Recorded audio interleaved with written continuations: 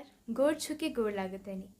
आज हम दोनों बहनें आप सभी के सामने एक कजरी लेकर आए हैं जो कि हमने मैनावती देवी मैना जी के संकलन पपीहा सेवाती से लिया है।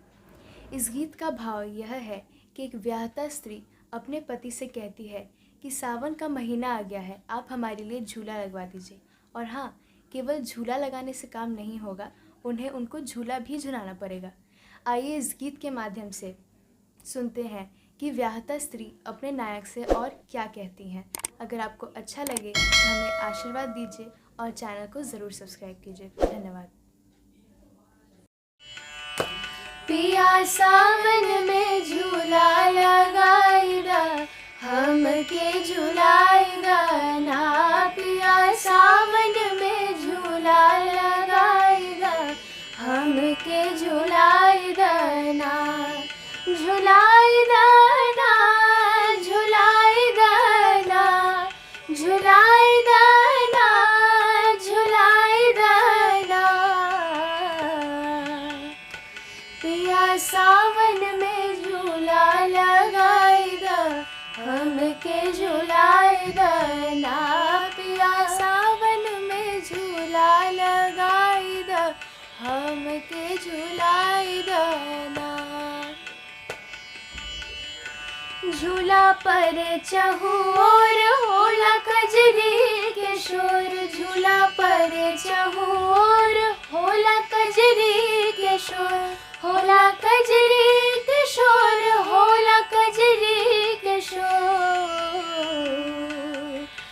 पेग मारी मारी, पेग मारी मारी बदरा छुआईदा, हमके झुलाईदा ना। पेग मारी मारी बदरा छुआईदा, हमके झुलाईदा ना।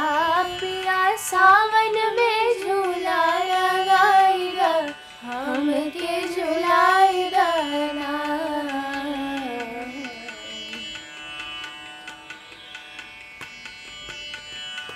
आइल सावन बहार गाव कजरी मल्हार, आइल सावन बहार गाव कजरी मल्हार, गाव कजरी मल्हार, गाव कजरी मल्हार, गाव कजरी मल्हार, गाव कजरी मल्हार।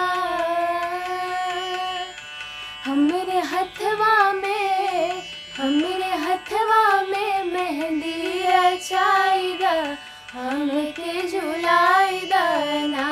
हमरे हथवा में मेहंदी रचाईदा, हमके झुलाईदा ना। पिया सावन में झूला लगाईदा, हमके झुलाईदा ना। कहीं पपीहा पुकारे दादुर झिंगुर झनकारे, कहीं पपीहा पुकारे दादुर झिंगुर झनकारे। कंकर मारी मारी, कंकर मारी मारी पपीहा उड़ाईदा, हमके झुलाईदा ना। कंकर मारी मारी पपीहा उड़ाईदा, हमके झुलाईदा ना। पिया सावन में झूला लगाईदा, हमके झुलाईदा ना, हमके झुला